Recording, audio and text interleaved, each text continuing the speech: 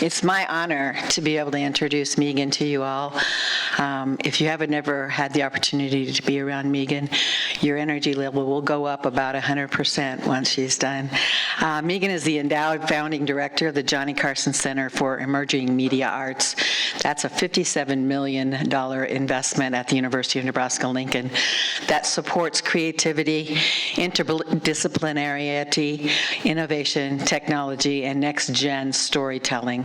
Elliott co-founded X Media Lab, one of the world's most distinguished digital media and entrepreneurship programs held across 22 cities and 14 countries around the globe and featuring some of the world's biggest brands and media tech stars. Prior to this, she was the executive director of the Australian Writers Guild. Elliott was named by Advance Australia as one of the leading 50 women for the future. And talk about futuristic, I'm guessing that's one of your strengths, Megan.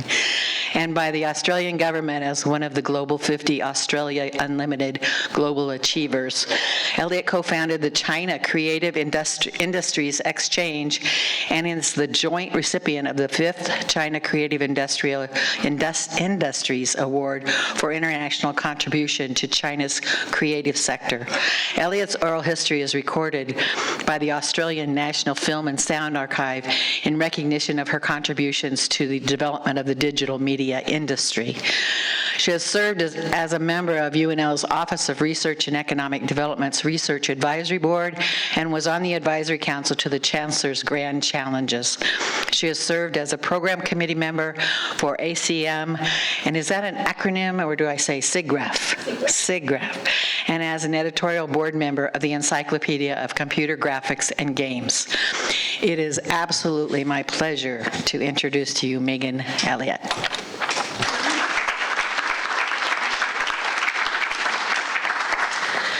Yeah, really, I'm just a girl from the bush. Thank you so much for having me. I know each of you had at least 3 other invitations today, so thank you for accepting this one. Let's get into it. I thought we just celebrated our 6th anniversary, actually, since we opened, and so here's a little video from when we started. You don't walk blindly into the future, you actually imagine it and invent it.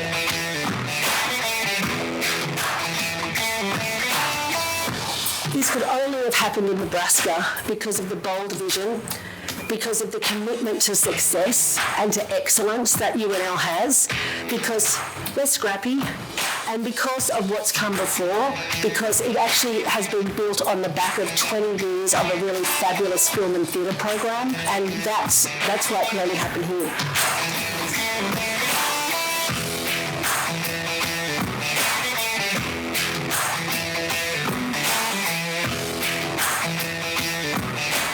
Said that innovation happens on the margins, and the fact is the margins in this country happen to be in the middle.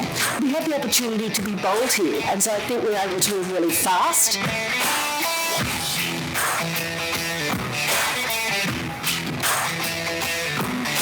I truly believe that we have the opportunity to bring a better future into being. If not us, who? So that's what we've been doing for the last 6 years. But what do we mean by emerging media arts? So emerging media, we say technologies and media arts creativity. Or emerging media is the machine and media arts is the human. And so why did I even come to America? I'd been living in Beijing, China, or Beijing, Shanghai, London, Lausanne, Switzerland, Geneva.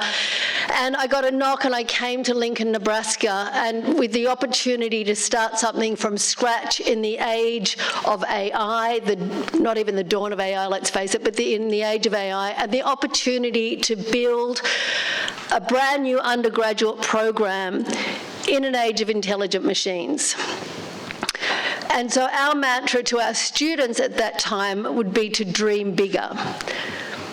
And our goal was to produce transformative creative leaders by building the ultimate student-centred program where every graduate is able to realise the job of their dreams or raise money to start the company of their dreams straight out of school. Our goal is for our students to be robot-proof. And 7 years ago, that sounded incredibly exciting, and 7 years later it's more important than ever. And to do that, we knew that we had to develop 3 new literacies: technological literacy, data literacy, and human literacy. And so as we started to put the meat on the bones of our brand new Bachelor of Fine Arts in Emerging Media Arts, we decided we wanted to develop X-shaped graduates, and we needed to develop 4 new pillars upon which to build. And that was critical thinking, which we mapped to design; cultural agility, which we mapped to story; systems thinking, which we mapped to code; and entrepreneurship. So they're the 4 pillars upon which we built our undergraduate program. And so what is it that we actually do in our program? And these are some of the things we do. The top is we do, in our very first year, our students do an entire year of code. So these students are often artists, or they might consider themselves theatre students. Indeed, to get in, they need to apply with a portfolio above getting into the university, and an essay, and tell us about themselves. So it is a competitive program, and it gets more competitive each year. They do an entire year of code. They do an entire year of story, where they learn to tell stories across every platform. So they learn everything from world building to speculative to design, to learning to write short scripts, to learning to tell alternate reality games and experience design. They do an entire year of visual expression, so the principles of design. And then they also do a very cool semester course called Games, Play and Performance, where they learn the mechanics of gameplay and improv, because improv theatre, as Tice Miller knows, gives you 3 really important things. You learn to say yes and, you must always make your partner look good, and there's a third thing I've currently just forgotten. Always make your partner look good. And you are always in service of the story, so something greater than yourself. So these are great muscle memories that we want our students to really embody. And these other things below that foundation are the kinds of things our students then go on to learn. So they do learn filmmaking, they learn the tenets of filmmaking, but they also learn real-time filmmaking, which is what's happening right now. Is the kind of filmmaking that they pioneered in The Mandalorian, where we start to film against screens with the background on it, not just against green screens. So we're replacing location-based filmmaking. They learn to make VR, virtual reality experiences. They learn to do experience design, which is can go everything from theme parks to making experiences inside museums. They work with sound. They make robots. They write scripts. They work with data visualization. They learn machine learning. We were teaching machine learning for artists in spring 2022 before ChatGPT. And they also learn how to work with ethics and AI embedded in their tools, and using AI and machine learning models to make things. And here's a little video of some things that they do, with no sound, so I could talk over the top of it. This is something that, this is from Open Studios, and I'll give you the dates of that at the end of the talk. So at the end of every semester, we throw open the doors of the Carson Centre, and we get 400 to 500 people that come through, and it's basically where it's not even finished works, it's works in progress, so you can see the things that we do. And here, this is real-time filmmaking. You're seeing people inside motion capture suits, operating the avatars they've created against a screen. Here's some digital fabrication, people working with robots. Who knows? I don't sometimes. People making games on iPads. This is a Dust Bunny game, which is actually really beautiful. People playing other people's games. This was a speculative design. Actually, I'll just stop it here. That end bit was part of a larger capstone project, and and she graduated, I think, 3 years ago, that student, and she's currently in Berlin, and we've been texting since Friday because her film that was part of that installation for her capstone was and a winner on a digital platform for video. Like there's this really cool digital platform, and you can come on here and see the latest, best artwork. And then so it got an award there, and then it got curated into an art show for Berlin Art Week, and so she's there because she's living in London. And she texted me and she goes, somebody wants to buy my artwork, how much should my film, how much should I sell it for? Like, I don't know, Brian, what do we tell her? Okay, it's one edition of 5. She goes, is $1,000 too much? No, $5,000, sell it for 5. Anyway, so she sold it for €3,000, which is not bad for your capstone work. And it's one edition, so she can make more if she wants to. All right, so what will our students start or join? We believe, or we know, emerging media arts are part of every industry. I mean, that's one of the reasons I also came here, and one of the reasons I've been part of emerging media arts for so long, because it's not just Mickey Mouse. Emerging media arts are part of architecture, engineering, and urban design. We make digital twins. We're at sporting events. I mean, who was there at the night game 2 games ago, and saw all the drones? We're part of health and medical industries, manufacturing, and obviously creative, cultural and museums. And the kinds of jobs we have, we've talked a bit about them. Anything in filmmaking, anything in XR or VR, but that also means digital simulations and trainings. Also means operating, oil drilling machines 2,000 kilometres away. Inventors, entrepreneurs, speculative designers designing brand new futures, software developers, research artists, wildcard, and I'll talk about that in a minute. I'll talk about it now. Okay, wildcard. AI, so summer 2023. Runway ML came out. That was one of the very first generative AI video platforms that came out for consumers to use. Really, it's being built for the entertainment industries. If you saw Everything Everywhere All at Once, that film, some of that was using AI, and it used the platform Runway ML to generate some of that film. So they held a film festival, and so they wanted people to enter it. And one of our students, it was the end of his second year, and it was the winter time. I still think it's spring here. Okay. Because I'm born in the spring. I'm a Virgo. But anyway, it was the halfway through his 3rd year, so the fall semester of his 3rd year, and he enters the competition, and it was with the projects that he'd done in his 2nd year, and he becomes one of the 10 finalists of the very first Runway ML film competition. Everyone else is a film director with like 10 million followers on Instagram, and our Sam from Blair, Nebraska. Google Creative Labs out of New York City spies him, and they court him all summer, only to hire him in the summer before his senior year. And he moves to New York City, and they give him on his business card, the term is wild card. That's his role at Google.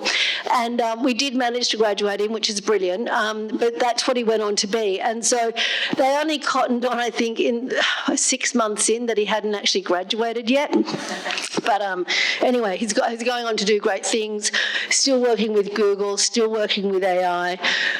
He reports into Satya Nadella, the CEO.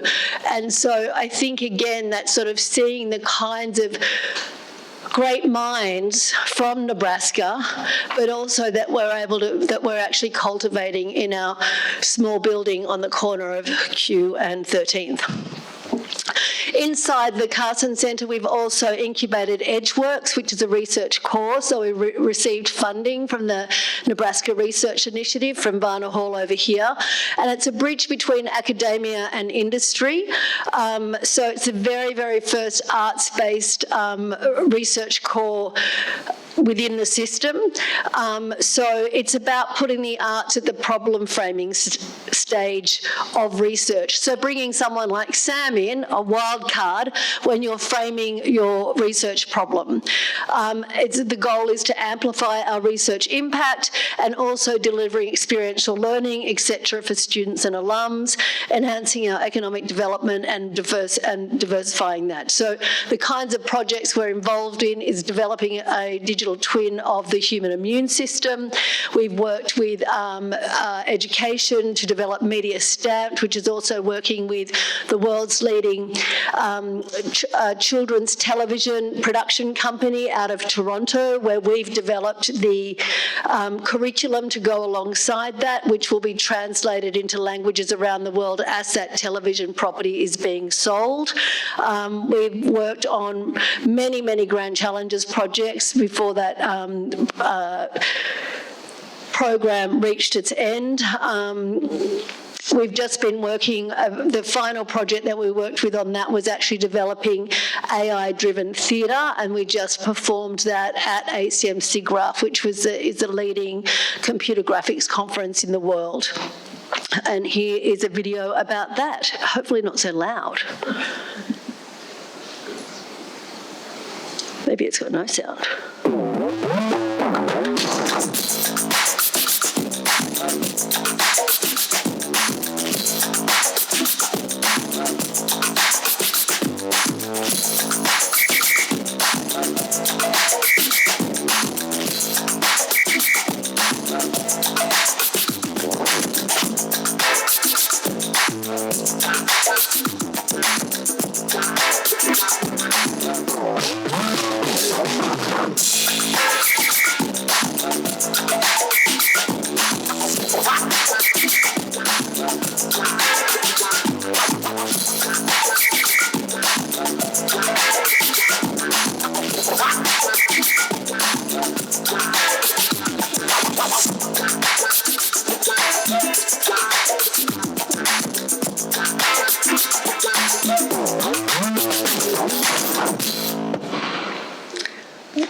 One of the projects in that, actually, the cartoon bit that you saw was a virtual reality game we developed in partnership with Sociology, which was teaching middle school children about how to become network scientists, but that you could choose to become a prairie dog inside this virtual reality experience.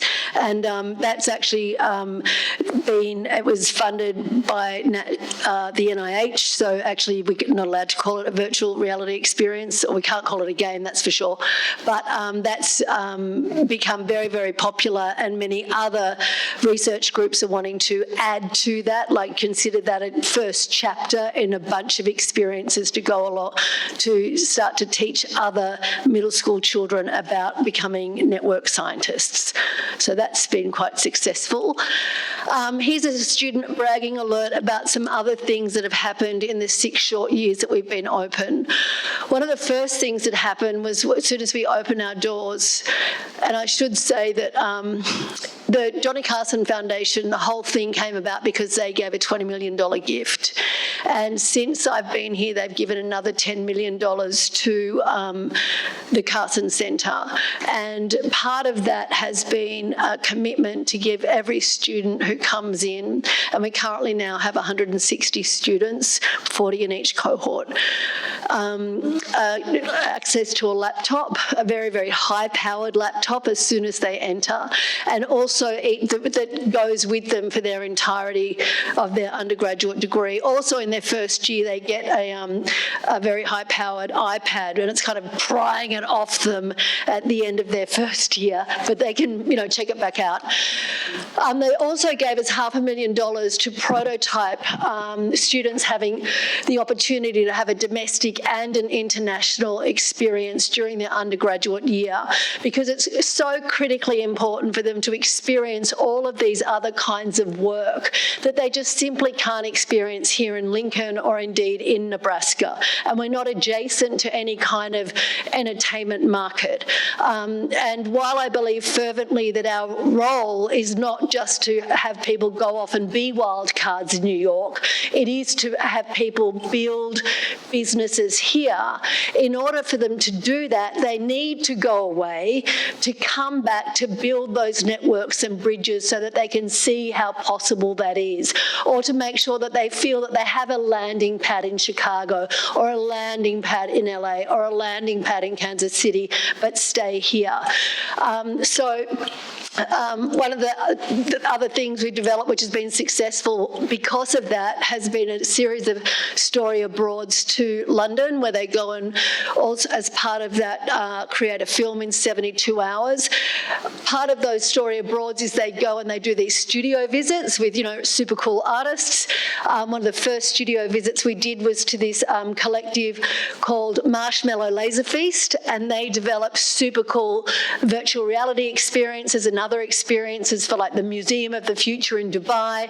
And our students came in and they put them in a headset and they were play testing, the very first people to play test this VR experience that they were taking to Tribeca. And they were so impressed, they offered them all paid internships in New York on the spot. We were able to help get them to New York to take up those experiences, which went on to lead some to part-time job experiences and other internships. Part of also that London experience, one of our students met another graduate student from Central St Martin's. They collaborated long distance together. He was her creative technologist. That artwork, simply because she lives in London and so she's adjacent to Europe, was actually accepted into the Florence Biennale, also toured to Athens, and was, again, unbelievable for an undergraduate student. We had another student's work accepted into Milan Design Week. We send students to Infosys in India, which is unheard of because UNL is not part of their academic network. Infosys is India's only Fortune 500 company, and our students go there and are storytelling interns. So it's pretty phenomenal that we send 8 students, most of whom have to get their passport for the very first time, some for whom it's their very first time on a plane, and they go, pick me, I want to go to Bangalore, and, kind of break their brains, which is brilliant. And if you do have time this Friday at 12:30 as part of our Ignite, which is our weekly colloquium, we're having our What I Did Last Summer. And so you'll hear from all of our students talking about their internships or their study abroads, and they do these presentations much fancier than mine, but about that kind of thing.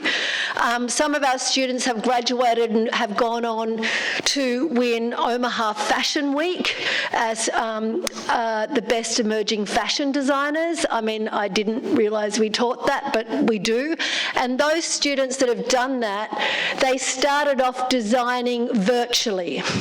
So they designed their fashion outfits inside a game engine, and they designed their fashion shop inside a game engine and inside CAD and Rhino, and then they printed some stuff, and then they made some stuff, and then they put it on a catwalk, and then they won an award. It was nuts. Others, have got internships at The Sims games, and then she got this internship to be a sound designer. She wears a hearing aid, and she got employed but had to sign an NDA and couldn't tell anyone for a whole year that she had a job waiting for her at the end of the year. Couldn't let me brag on her for an entire year Unreal. I'm going to show you, they're pioneering, like, I mean, it's like, anyway, it's just too much. It's too much. We just had another woman who got a television, and actually the film and theatre school has been brilliant, has always punched above its weight in terms of getting these Television Academy internships in LA for years. And so we just had another recent one this last summer, and she's now in LA. She worked with Disney FX, so that was brilliant. And we also have had this incredible pathway into Nebraska Public Media. And Nebraska Public Media is very special because amongst all of the NPR stations across the country, they have an innovation lab, and they are making computer games. And I think they've got like 8 of our students right now, and a mixture between, maybe 12, between paid interns and full-time staff. And so our students are making computer games. They've just launched one in the last maybe 6 weeks with the Menominee tribe from Wisconsin area that they've been working on for a number of years. Our students also intern with Vision Maker Media, the organisation that funds Native content on or Native filmmakers for PBS, and Black Public Media, who fund Black documentary makers on and documentary makers about Black content on PBS as well. So they're cool. And this is the work of one of our students from his capstone. Now, this might bend brains a bit. Who's heard of a game called Fortnite? Okay. This guy spent, I don't know, a gazillion hours, he was there till 2 o'clock every morning, using motion capture, so putting on a weird suit and acting out. And then he we'll show a bit, and then I'll show you a video that explains it. But this kind of explains it.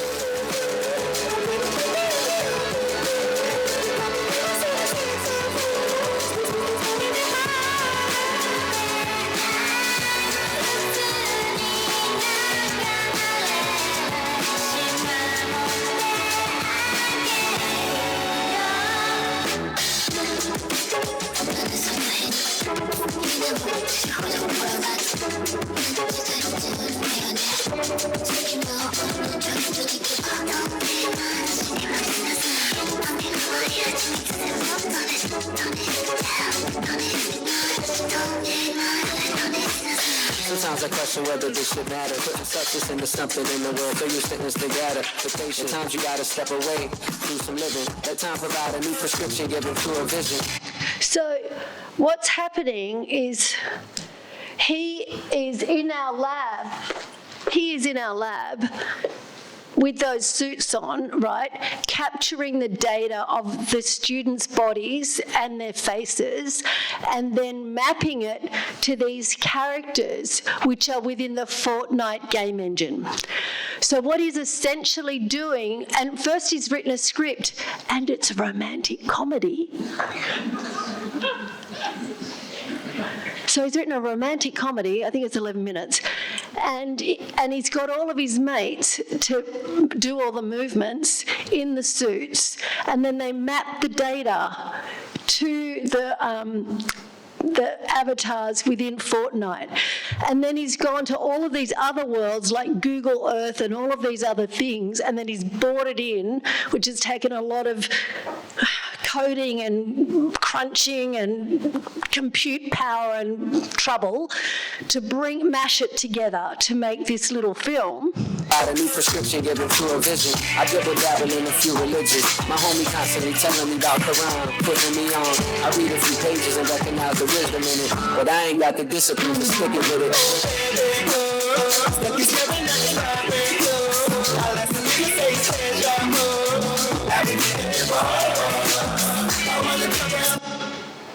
And so he's also built beautiful things. And then, I don't want to go next. This sort of shows you. So he's built some beautiful assets too. And I can show you his, I've got it here, his website. So what he's actually done has actually never been done before. And so the people from Unreal Engine, which is this ginormous company, have seen it and they're like,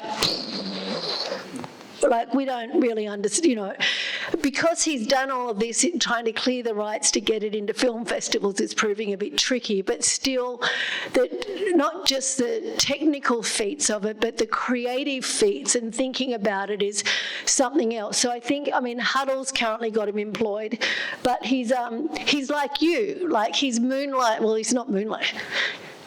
He's mentoring all of our other students and coming in of an evening and helping them with all of their motion capture projects. So I can only see it just like hockey stick through the roof of what they're going to be doing. So he's built this whole website sharing the knowledge of what he did. And then we've also have students who, and that's bearing in mind that we're not actually a game program. The students learn a bit of everything. And then this is a 3D animated short made by our students.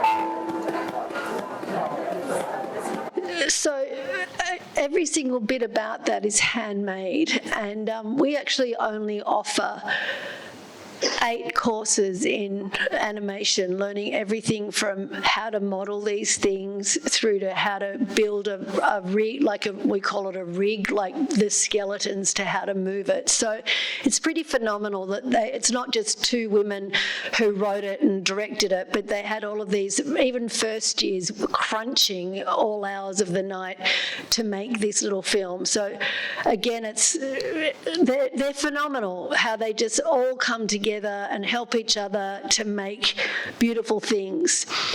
And here are some opportunities if you'd like to see more, get involved. They're just such wonderful young people. So every Friday, generally we have Ignite. It's open to the public. We have guest speakers. So we have as I said, we've got the What I Did Last Summer this Friday. Then we've got animators and game people coming in, animation people, game people coming in all semester. And then on the last Friday, I don't know if it's Friday before Dead Week, we have open studios, and then we always advertise it through our social media, and I can share it with Vicky. We'll roll out capstones as well, and they're much more formal. And I'll just give an example of one of my favourite capstones last year also was a holographic aquarium, and it was beautiful. It was an actual hologram, and she coded it all. And it was empty. And it was a woman who has not had very much experience, indeed maybe that much experience of the ocean, but worked in a fish shop and is horrified by what's happening with the Great Barrier Reef and wanted to draw attention to it.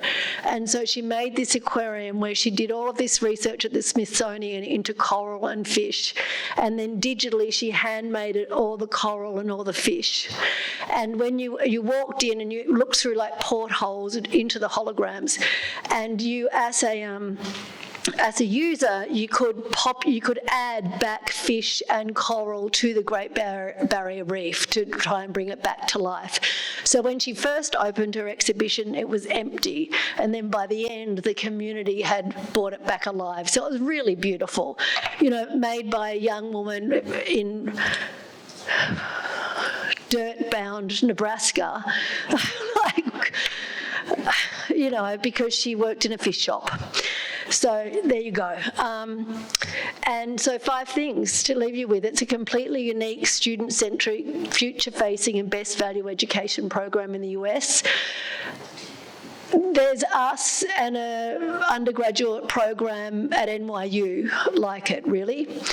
We're recruiting world-class students, faculty, staff and mentors, creating internationally recognised creative research and impact, building high-value relationships and networks nationally and internationally, and there are opportunities for partnership, collaboration and world-changing. So thank you so much for having me. I will adjust the sound on this presentation. Thank you.